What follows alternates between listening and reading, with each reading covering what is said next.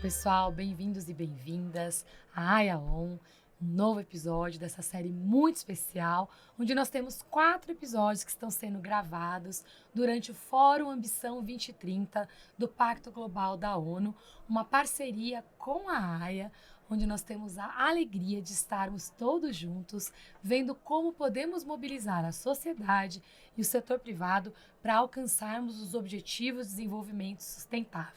Sou Patricia Ellen, cofundadora da AYA, presidente do nosso Instituto AYA, e lembrando que a AYA é o primeiro e o maior hub de descarbonização da América Latina, buscando novas soluções para que juntos possamos construir modelos de desenvolvimento que sejam positivos para as pessoas, para o planeta, para as florestas e para a economia.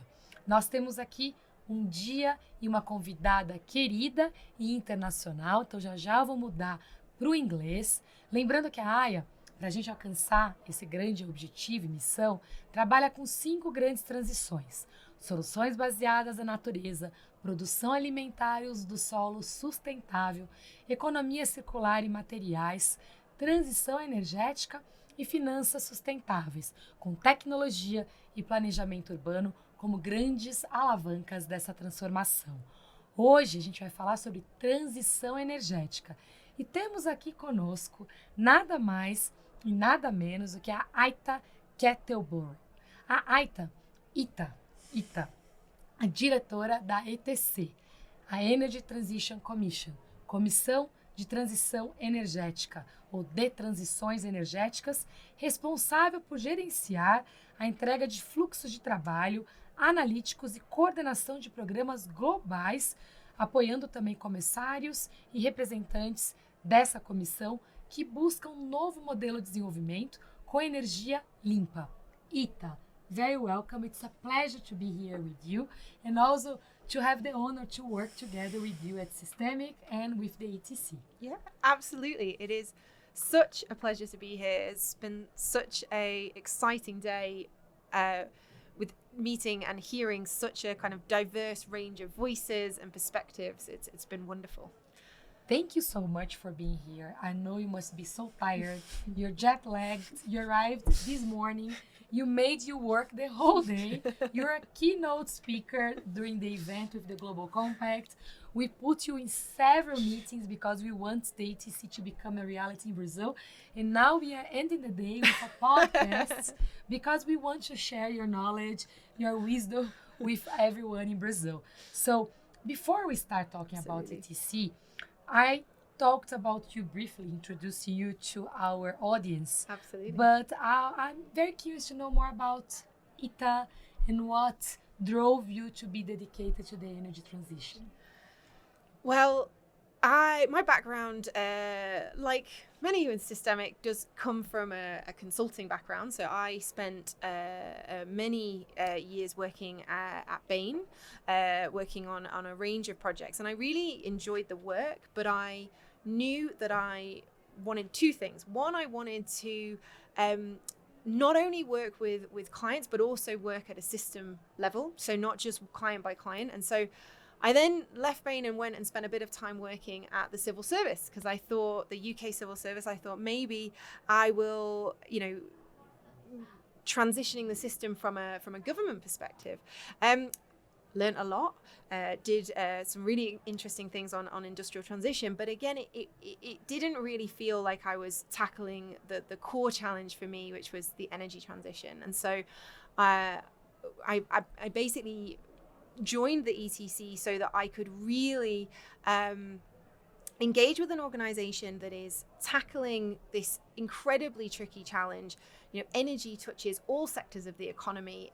An energy transition is a sector-wide, economy-wide transition, but also doing it from a perspective of a real positive, it is possible. I think often with energy transition and global warming topics, it's very easy to get overwhelmed by the scale of the challenge and the difficulties that we have and the kind of real risks and impacts that we can see today. But the ETC has a real, we can and therefore we should address this. And so I enjoy. It's interesting that you saying that, because I think we took similar decisions. I was in consulting for almost 20 years. Then I took a decision to take first a job opportunity as a CEO in a health and tech company, but then I joined the government as well in São Paulo as the Secretary for Economic Development, Science and Technology here, and during the pandemic.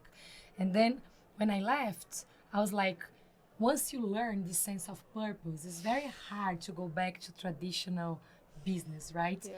And systemic to me was like going back home, because you see people who have this, who like to learn more, to study, to work with analytics, but have a sense of purpose. Absolutely. That's very similar to what I saw in civil service, Yes. right? So Yeah. I usually don't talk a lot about that, but by the way, people who are listening to us here today or watching us, my full-time job is actually at Systemic as well with Ita, and I'm a co-founder of AYA, but we are working together in all these transitions and bringing technical expertise Absolutely. to help organizations and governments. But one thing that called my attention with ETC, Ita, by the way, I use all your data all the time, was that you managed to combine three things here. First, lots of data analytics. Yep. Second, this model to really drive systems change with stakeholders, Yep. management that's quite innovative. Yep. And third, this global perspective and aspirations. Could you share a little bit with everyone who are following us here, why energy transition is so relevant Yep. in the world? Absolutely. And what are the main insights and learnings from ETC in this first few? How long have you been at ETC? 4.5 years. Wow. Yeah. Okay, Yeah. so since almost the beginning then. ETC was actually founded just after the Paris Agreement, so it's 7 years. Yeah, exactly. old. So I'm Yeah. about halfway through the Okay. journey I joined. I think the ETC has really, as you say, tried to carve a niche which is focusing on the big picture vision to help us understand really what the choices are we need to make today. And I think, in many ways, when you say the questions that the ETC tries to answer, they are very big questions. Yes. What is the route? Is it possible to decarbonize the global economy by mid-century to meet, if that's what the climate science tells us that we're going to need to do to limit global warming to well below 2 degrees and as close as possible to 1.5? That is a very big question. And I think from the beginning, we knew we were asking really big questions, but we really felt that if you don't have a step back of knowing where we're trying to get to, so the Paris Agreement is the North Star for all of our membership, but then kind of working back from that, what are the key technologies, the key investments, and the key policies that would be required to get there? Can we feel confident that those technologies exist?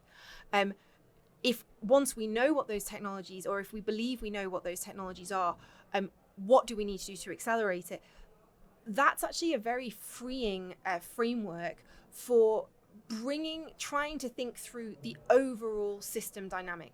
If you take if you just look at one sector of the economy, you're constantly running up against limits. So, you ask the question, how do we decarbonize steel? That's a really, so steel is critical for global prosperity. Just one point before you Yep. keep going on steel, Ita, for everyone who are Yep. watching us here, just important to remember that today globally we have global emissions of around 60 gigatons, right?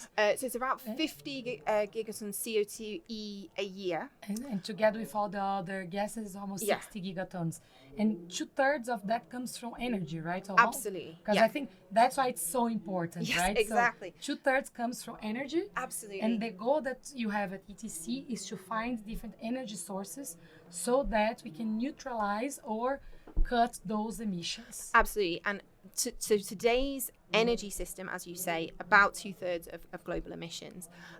Within that energy system, about 80%, just under, of the energy that we use comes from fossil. Okay. Burning fossil fuels obviously creates CO2, and that is creating the global warming effect. So when we talk about decarbonizing the energy system, what we're talking about is a fundamental rewiring of how we power all sectors of the economy to shift from sources that create carbon when they are burned, carbon emissions, to sources that have no carbon emissions. And going back to steel? So, well, maybe before I go back to steel, but if you look at the global picture, today, the backbone of that transformation that we need to do is really clean electrification. Okay. And that has two components. One, using electricity in more sectors of the economy. And the second is decarbonizing that electricity. Because we have the gift, and it really is a gift, even 5, but definitely 10 years ago, this wasn't true. The collapsing cost of wind and solar have opened up new possibilities to decarbonize our economy at a lower cost than we ever thought was possible. And so if we can shift to electrify more sectors of the economy and then use the cheap zero carbon electrons from solar, from wind, and from a range of other renewable resources, including obviously in Brazil, hydro being really important, we can actually, that is the cheapest and easiest way for us to decarbonize. So wherever we can electrify, and what we think this will look like at the global level is today about 20% of our final energy demands comes from electricity. In the future, we think it could be 55 to 65% of final energy demand comes from electricity, which we then have to produce in a zero carbon manner using wind, massive scale up of wind and solar primarily. That's the kind of heart of the story. Alongside that, you then have a set of sectors in the economy, often called the harder to abate sectors. And what you can really write there is harder to electrify. Sectors of the economy like steel, cement, aluminium, shipping, aviation, chemicals, where actually electric solutions are either more technically difficult or very expensive. And in those cases, you then want to deploy a range of other zero carbon technologies. The crucial ones to keep in mind for people, clean hydrogen, which of course, clean hydrogen can often be made via excess wind electrons from wind and solar. When the sun is shining very strongly and the wind is blowing, we might have excess. So there's some synergies there for clean hydrogen. Optimized use of sustainable biomass. So, where that biomass has really low life cycle carbon emissions, doesn't drive land use change, doesn't drive biodiversity loss, doesn't compete with food. We can use biomass, and also then a small continued role, but it is really quite small, less than 10% of final energy demand from continued use of fossil fuels with carbon capture and storage. So those are kind of the overview of the technologies. And I suppose just to come back to that steel point that I was going to make earlier, if you just looked at the question of steel and you looked at how we decarbonize it, that would be, you would constantly come up with limits. We say, oh, well, if we wanted to use hydrogen to decarbonize steel production and use a hydrogen-based direct reduction, where are we going to get the hydrogen from? Hydrogen requires huge amounts of clean power. There won't be enough clean power.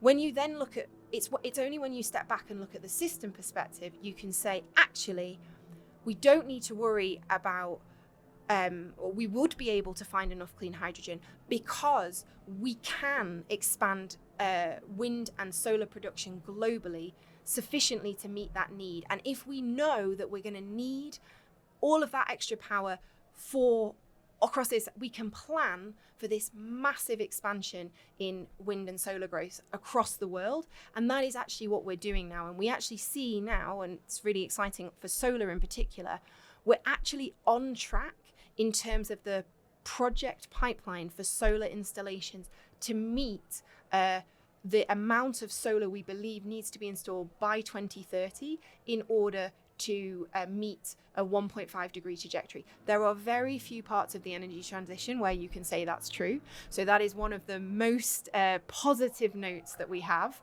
that solar is roaring ahead. Wow, what a lecture on energy transition, electrification, solar, wind, and everything else.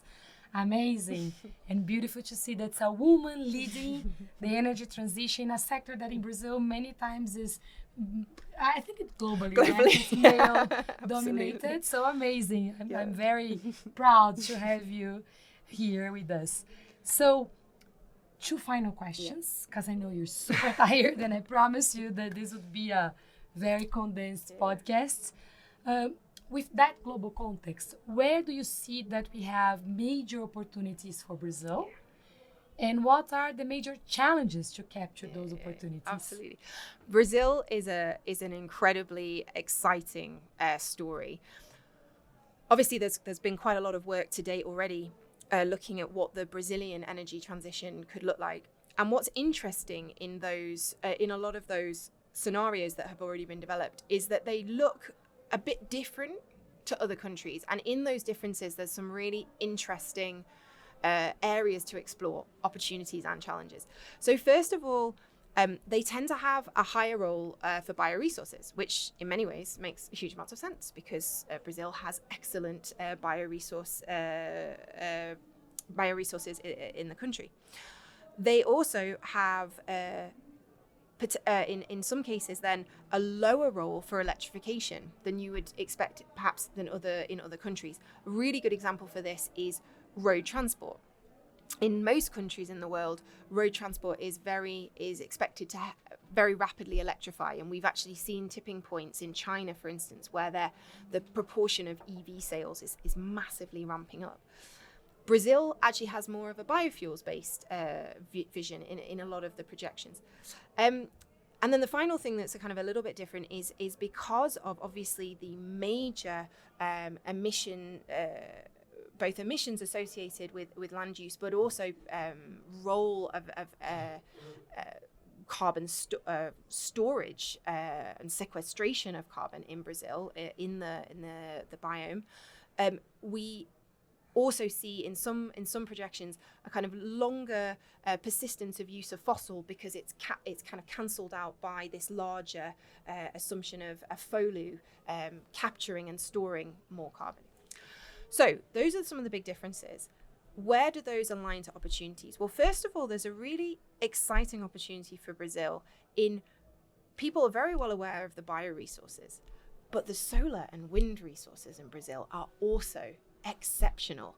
And when you compare other countries, Portugal, Spain, who have very electrified visions for their economy on resources that are significantly less favorable than Brazil, like there's a kind of real opportunity there of how much further could, for instance, wind and solar go within Brazil. If you start thinking that there maybe is more of an opportunity for wind and solar, there becomes a bit of a question. Well, do you believe that might there be a greater role for electrification in Brazil? And for instance, might road transport electrify, which in many other countries across the world you're expected to? Well, the question there would be, well, at the moment, it's not electrifying because the bioresources are being used, and there's very attractive bioresources. What if those bioresources were actually directed towards some of the areas of the economy where we think there are fewer alternatives and therefore there is more value to be captured from using bio in those spaces? Sustainable aviation fuels being a really critical one, and also biolinker. Absolutely, and chemical feedstocks, bio-based chemical feedstocks. That could be a really big export potential for Brazil. What might that look like? What would be? So I love that idea.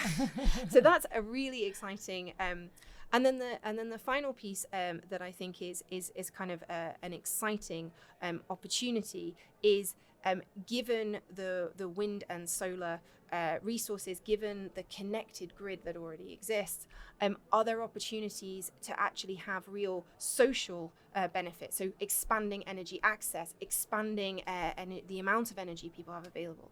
I think the distributed solar story, the solar plus battery, that's a really positive story globally, and I think it could also be a really positive story in Brazil. Amazing. For that to happen, we hope that this was not just a visit, that you're going to come more regularly. Absolutely. So what are the next chapters for the ETC in Brazil? Yeah, absolutely. So we at the ETC have a range of regional programs, and these are where we have a global initiative, but really to really have impact in any particular country, you need a locally based group, a locally based commission or working group of local corporates and civil society organizations that's anchored in a local institution. And we really feel that Brazil, with the timing of COP, the COP presidency, of the momentum that's growing behind the various industries, this is now a really exciting time to explore these issues around land use, around energy mix, around some of the export opportunities. What is Brazil's how does Brazil succeed and become this green energy powerhouse that I think many recognize the potential, but perhaps we've not quite had the follow through. And so what we're excited to do is to try and set up an energy transition initiative within Brazil, working with our Systemic Brazil colleagues and various other organizations to create this space for this cross-cutting, high ambition discussion on the overall energy transition, on some of these tricky issues, and then on the actions needed to unlock that potential. So that's what we're hoping over the next year or so to get going in Brazil. Count on us, count on the AYA ecosystem, count on everyone in Brazil, because one thing that even we can hear a lot from the government officials is how relevant it is for Brazil to become a power shoring. Yeah. How we can produce here high value added services and products with clean energy in Brazil. Yep. And it's very critical for us because we need to increase the complexity of our economy so that we can bring and create more value-added jobs to the population. Absolutely. With the estimates that we did in our report, we proved that we can double the GDP of the country up to 2030 as long as we invest $150 billion per year. But that means that we also need to invest in a way that we create this power shoring machine in Brazil. So to your point, solar and wind will be critical, but also creating models to produce at scale sustainable aviation fuels and other products in Brazil. So super excited, super happy to talk to you, and honored to have you here with us. Final question to you, quick one. The podcast is called AYAOn. So usually the final question is, what's off to you and what's on to you in this ecosystem? So anything that you believe that we should stop doing and things that we could do more. Start from the off so that we can end on the high. What should we stop doing? I think often with the conversations about the energy transition, I mentioned it before, but we forget to connect across the system. And we forget to see actually how if we actually think big enough, in some ways the task does get easier. Incrementally moving all areas of our economy and trying to convince everyone in a really incremental fashion is, I actually think, much harder than trying to do the work with enough stakeholders to try and get a compelling vision and a direction. And that direction can help smooth a lot of the actions, because when you kind of get a sense of where you're going and the sense of the benefits and a sense of some of the and have really looked at some of the trade-offs we might need to make, I actually think that can conversely kind of make it easier so kind of stopping thinking about all of these different issues in a very siloed way is probably one I would stop. I think on the positive and kind of what should we do, what's on and what we should do must do more of. I think we have to continue to reiterate to people that we can do this. It really feels, I know it does feel overwhelming, and there are many challenges, and when we look at, we haven't bent the emission curves yet, emissions are still rising globally, but there are so many positive stories. There are so many countries that are leading in different technologies. The costs are coming down. We know what we need to do. We can do this. And there's something very freeing about focusing on our ability to meet this challenge and to focus on what we can do together. And having that mentality for me is really the key to to aligning all, to kind of getting us working together in the same direction to meet the very real challenge that the climate emergency poses. Very good. Thank you so much again. An honor to have you here. Gente, estamos acabando mais um episódio da AYAOn. Não sei nem como sintetizar toda essa aula sobre transição energética que a gente acabou de ter com a Ita. Ouvimos primeiro sobre as principais emissões do mundo, estamos totalizando mais de 50 gigatoneladas por ano, 60 no total, contando outros gases de efeito estufa, mais de 2/3 do processo de geração e uso de energia. A Ita deu uma aula aqui para a gente das principais fontes de usos, aços, químicos, toda a parte de produção de cimento, a indústria da aviação, explicou para a gente a oportunidade que a gente tem de descarbonizar esses setores, eletrificando e trazendo novas fontes de energia limpa.